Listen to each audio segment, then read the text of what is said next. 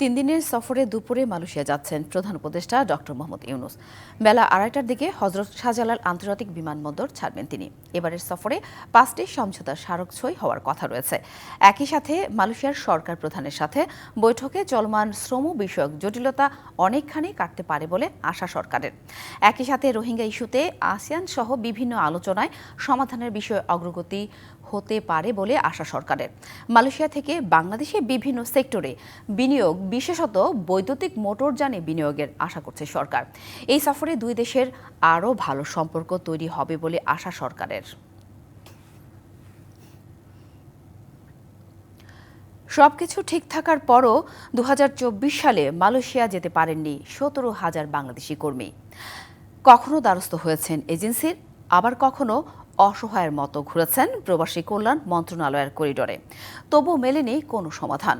প্রধান উপদেষ্টার সফরের মধ্য দিয়ে সমাধান আসবে এমন প্রত্যাশা তাদের।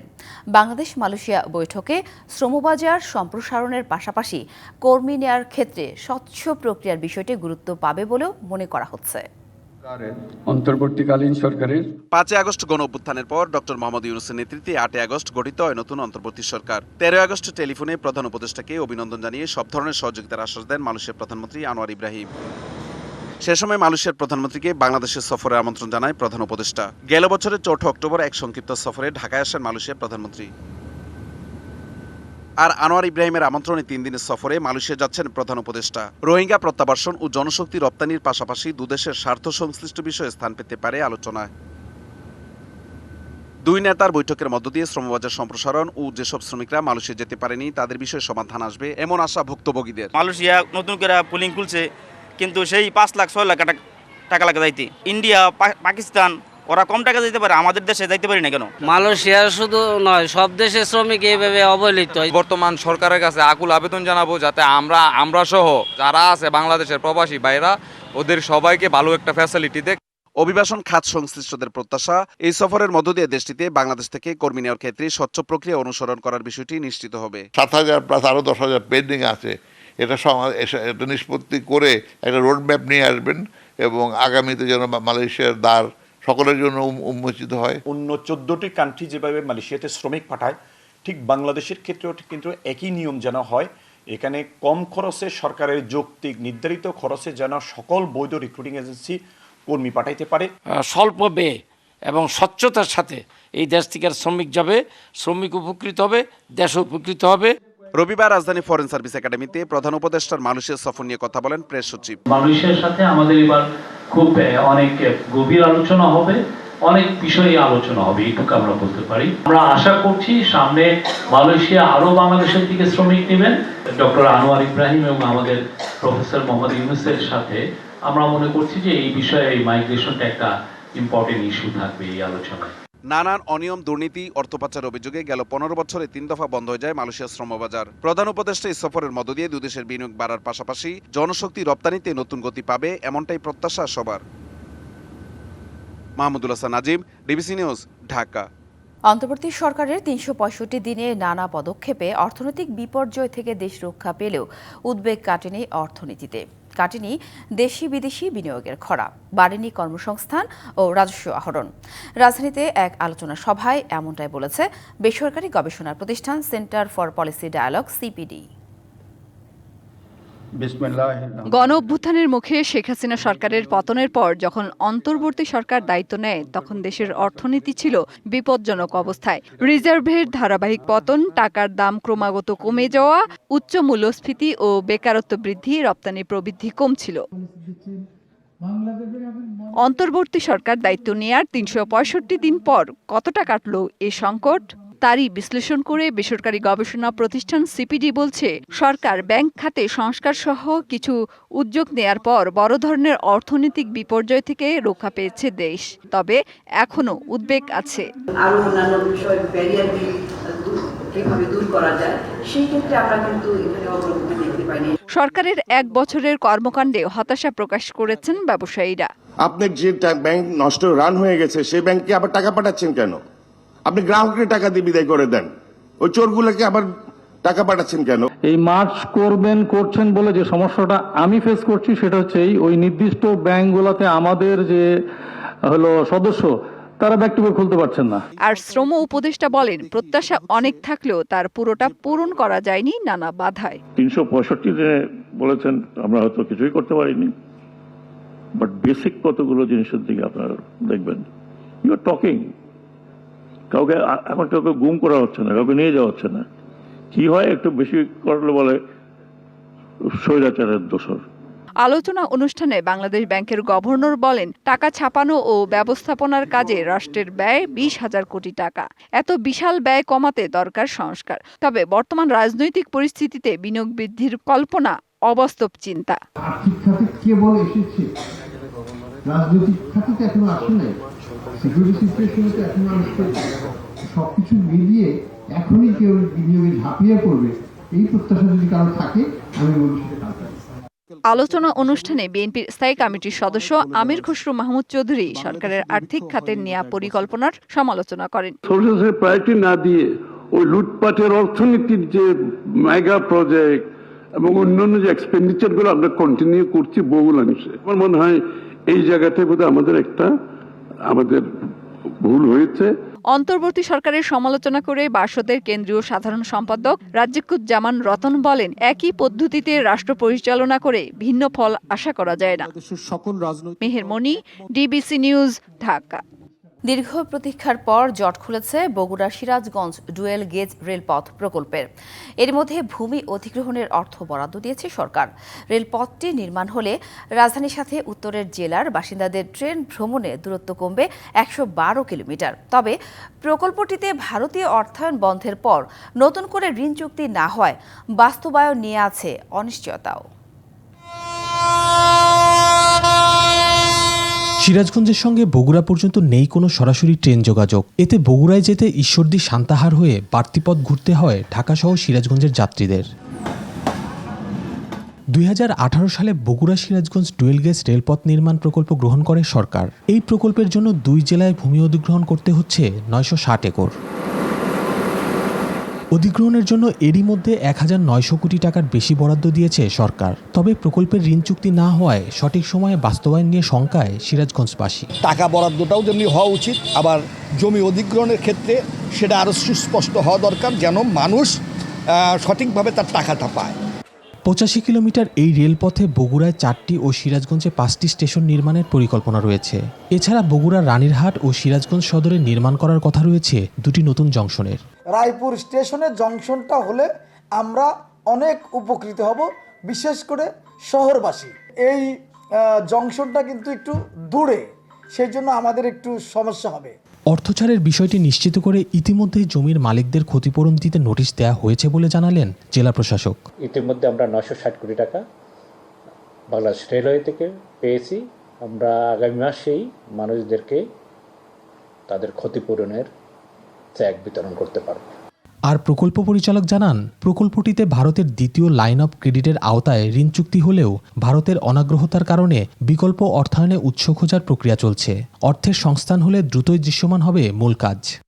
ভারতীয় কর্তৃপক্ষের অনাগ্রহের প্রেক্ষিতে এই প্রকল্পটা এলওসি প্ল্যাটফর্ম থেকে এখন ডিলিস্টিং হয়ে যাচ্ছে, যার ফলে ডিলিস্টিং প্রক্রিয়াতে একটু সময় লাগছে, কিন্তু আমরা আশা করি খুব শীঘ্রই অন্য কোনো ফাইন্যান্সারের সাথে আমরা কাজ শুরু করতে পারব। প্রকল্পের মেয়াদ বাড়ানো হয়েছে 2026 সাল পর্যন্ত। 5,500 কোটি টাকার প্রকল্প 7 বছরে বেড়ে দাঁড়িয়েছে 10,000 কোটি টাকায়। খালিদ হৃদয়, ডিবিসি নিউজ, সিরাজগঞ্জ। লক্ষ্মীপুরে একটি একনলা বন্দুকসহ জেলা যুবদলের সাবেক যুগ্ম আহ্বায়ক একেএম ফরিদ উদ্দিনকে আটক করেছে সেনাবাহিনী। রাতে সদর উপজেলার দক্ষিণ হামছাদি ইউনিয়নের পালেরহাট এলাকায় অভিযান চালিয়ে তাকে আটক করে সেনাবাহিনী। এ সময় বন্দুক ও নগদ অর্থ উদ্ধার করা হয়। সাবেক যুবদল নেতার বিরুদ্ধে হত্যাসহ 14টি মামলা রয়েছে বলে জানিয়েছে সেনাবাহিনী। পরে একই এলাকার দক্ষিণ হামছাদি গ্রামের প্রবাসী নাইমের মৎস্য খামারে অভিযান চালানো হয়। এ সময় ইয়াবা, মদ, গাঁজা উদ্ধার করা হয়। সেনাবাহিনী উপস্থিতি টের পেয়ে পালিয়ে যায় নায়েমের লোকজন।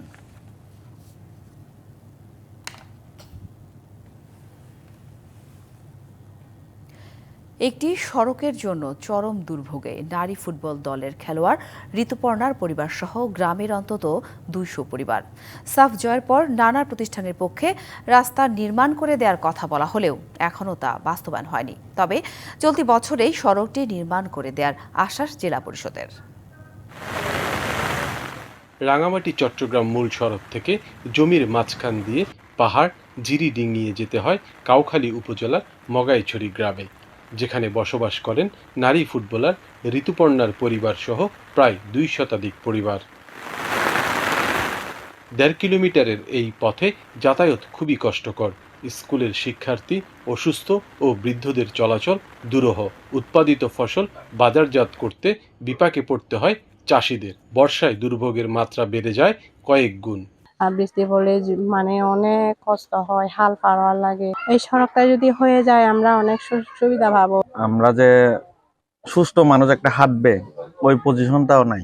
সবাই স্কুলে, শুধু বাচ্চারা স্কুলে যেতে পারে না। এই পথে পাকা সড়ক নির্মাণের দীর্ঘদিনের দাবি স্থানীয়দের।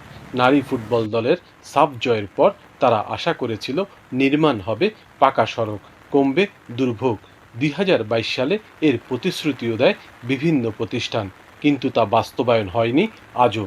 এলাকাবাসীকে গম ভাই বা কতকা আমিও দেখবো হিন্দুদের একেরে এজন ফুট একার হাল আজা শিখে এক বছর আগে গাড়ি আছে, এক বছর গাড়ি করে হাল যে ২ বছর তো রাস্তায় হবে না, কিচ্ছু হবে না। যতদিন দেরি হবে তাদের জন্য চলাফেরা করার জন্য অনেক সমস্যা হয়ে যাচ্ছে। আমি চাই যে যত দ্রুত কাজটা শেষ হোক, এর প্রত্যাশা করছি এই এলাকার মানুষ উপকৃত হবে। চলতি বছরের ডিসেম্বরের মধ্যে প্রায় ১ কোটি টাকা ব্যয়ে ১.৫ কিলোমিটার সড়কটি নির্মাণের কথা জানালেন জেলা পরিষদ চেয়ারম্যান। আপনারা জানেন ঋতুপর্ণা বাড়ি মূল রাস্তা থেকে প্রায় ১.৫ থেকে ২ কিলোমিটার দূরে। এইটা খুবই অবহেলিত রাস্তা। একটা টেন্ডারদাতার মাধ্যমে আমরা এই কাজটা শুরু করেছি। এই কাজটা এই বছরেই আশা করি শেষ হয়ে যাবে। সড়কটি নির্মাণ হলে দূর হবে মগাইছড়ি ও রাইশখালী গ্রামের হাজারো মানুষের যাতায়াতের কষ্ট। সৈকত রঞ্জন চৌধুরী, ডিবিসি নিউজ, রাঙামাটি। নেত্রকোনার মগরা নদীতে অপরিকল্পিত সেতু নির্মাণ করে নৌযান চলাচল অচল করার অভিযোগ উঠেছে। জেলার ৩ পাশ দিয়ে বয়ে চলা এই নদীতে শহরের প্রবেশের ৬টি সেতু নিচু হওয়ায় বন্ধ হয়ে গেছে নৌ চলাচল, আটকে যাচ্ছে পানির প্রবাহ। বিষয়টি স্বীকার করে এসব সেতু ভেঙে সংস্কারের কথা জানিয়েছে পৌর প্রশাসন। নেত্রকোনা শহর থেকে নাগড়া, মুক্তারপাড়া, কাটুলি যাওয়ার সেতু নিচে দিয়ে কচুরিপানা আর পানির প্রবাহে ঘটছে বিঘ্ন। সেতুগুলো নিচু হওয়ায় করতে পারছে না নৌ চলাচলও। সেতু নির্মাণে অনিয়ম এবং নদীটি আবর্জনার ভাগাড়ে পরিণত হওয়ায় ক্ষুব্ধ এলাকাবাসী। একদম নিচু করে অপরিকল্পিতভাবে ব্রিজ নির্মাণ করার কারণে কিন্তু এই নদীটি মরে গেছে। যে যার মতো পারতেছে, নদীর মধ্যে এমন কোনো বর্জ্য নাই যেটা ফেলানো হয় না। আগে নৌকা পথে মালামাল কম করেছে আমরা নিতে পারতাম, এখন এগুলিও পারতেছি না। অভিযোগ, গতিপথ বন্ধ করে হত্যা করা হয়েছে নদী। এমন দায়সারা কাজের সাথে জড়িতদের বিরুদ্ধে ব্যবস্থা নেওয়ার দাবি এলাকাবাসীর। কিছু অপরিকল্পিত ব্যবস্থাপনার কারণে এই মগরা নদী এখন মৃতপ্রায়। যে বায়ুমন্ত্রণা দিতেছে এইভাবেই বাস্তবায়িত হচ্ছে। আমাদের দেশের অবস্থাটা আর উন্নত হবে কোত্থেকে? যারা সেই অর্থ অপচয় করেছে, অর্থ অপচয়ের সাথে জড়িত ছিল, তাদের প্রত্যেককে বিচারের আওতায় আনা এবং তাদের কাছ থেকে এই যে অর্থ অপচয় সেটি উদ্ধার করা। সেতু নির্মাণের ত্রুটির কথা স্বীকার করে বিষয়টি ঊর্ধ্বতন কর্তৃপক্ষকে অবহিত করার কথা জানালেন পৌরসভার নির্বাহী প্রকৌশলী। ব্রিজগুলো তখন নির্মাণ করা হলেও এর নেভিগেশন ফ্যাসিলিটিসটা রাখা হয় নাই। আমরা সংশ্লিষ্ট মহলে অবহিত করব যাতে করে এগুলো ভেঙে নতুন করে আবার নেভিগেশন ফ্যাসিলিটিসটাকে বজায় রেখে ব্রিজগুলো করা যায়। অপরিকল্পিত সেতু নির্মাণ করে নদীর পরিবেশ ও প্রতিবেশ নষ্ট সহ সরকারি টাকা অপচয়কারীদের বিচার চান পরিবেশ কর্মী সহ স্থানীয়রা। DBC news desk. দেয়ালে যেন ফুটে উঠেছে এক রঙিন বাংলাদেশের প্রতিচ্ছবি। ১০ জন চিত্রশিল্পীর স্বপ্ন, সংগ্রাম আর সৃজন যাত্রার মিলন মেলায় প্রদর্শিত হচ্ছে গ্রুপ প্রদর্শনী দ্য ট্রেন্ড সেটার্স। শিল্পীর সুনিপুণ হাতে রং তুলির আঁচড়ে ফুটে উঠেছে প্রকৃতি, নগর আর জীবনের নানা গল্প। জল রং, অ্যাক্রিলিক আর তেল রঙে তুলির আঁচড়ে ক্যানভাসে ফুটে উঠেছে বাংলার ঋতুবৈচিত্র্য, প্রাণ প্রকৃতি, ভোরের আলো আর শহরের অলিগলিতে ভেসে আসা জীবনের রং। জলাভূমির মহিষ যেন হাওরের দুপুরকে বেঁধে রেখেছে রঙের বাঁধনে। এমন নান্দনিক সব চিত্রকর্ম দেখতে রাজধানীর লালমাটিয়ার ভূমি আর্ট গ্যালারিতে ভিড় করছে নানা বয়সী মানুষ। চোখে বিস্ময় আর মনে নানা প্রশ্ন নিয়ে উপভোগ করছেন এসব শিল্পকর্ম। কিছু কিছু কাজের মধ্যে আমাদের বর্তমান প্রকৃতি, বর্ষা এবং কি বলে আমাদের বাংলার রূপ খুব সুন্দরভাবে ধরা পড়ছে। সব কিছুই সুন্দর। এর আগে স্কাল্পচারেরও এখানে একটা এক্সিবিশনে গেছি, ওখানে কয়েকটা খুব সুন্দর ছিল। আমি এত সুন্দর কন্ট্রাস্ট হয় প্লাস এত সুন্দর আর্ট বাংলাদেশে হয় এটা আমি জানতাম না ওইভাবে। শিল্পীরা বলছেন এ ধরনের প্রদর্শনী তাদের জন্য অনুপ্রেরণার উৎস। আসলে এক্সিবিশন দেখার কারণে এটা যে নিজের কাজের প্রতি যাতে আরেকটু আগ্রহটা বাড়ে। নিজের মনের ভাবনাকে রং তুলির মাধ্যমে ফুটিয়ে তুলতে পেরে খুশি শিল্পীরা। আর এ ধরনের আয়োজন তরুণ প্রজন্মকে শিল্পের প্রতি আগ্রহী করে তুলবে দাবি আয়োজকের। যে গাছপাকালির মাঝখান থেকে যে চারটা দেখা যায়, যে ঘোরটা দেখা যায় শেষ রাতের সেই বাতাস আলোর, সেটা একটু ফিল করে আমার মতো করে করছে। অনেক দর্শক আছে, আর্ট ভিউয়ার আছে, আমাদের খুব ভালো লাগতেছিল যে এই প্রদর্শনীতে এই ছবিগুলোর দেখে আমাদের তরুণ প্রজন্ম যারা নতুন প্রজন্ম তারা আসলে দারুণভাবে অনুপ্রাণিত হয়েছে। শহর গ্রামের রঙে আঁকা এই প্রদর্শনী উন্মুক্ত থাকবে আগামী 12 আগস্ট পর্যন্ত। Hasan Sakib, DBC news, Dhaka. DBC সংবাদে এই ছিল এখনকার মতো। ডিবিসি নিউজের সংবাদগুলো পড়তে ভিজিট করুন dbcnews.tv আর ভিজিট করুন ডিবিসি নিউজের ফেসবুক পেজ এবং ইউটিউব চ্যানেল। ডিবিসির সঙ্গেই থাকুন।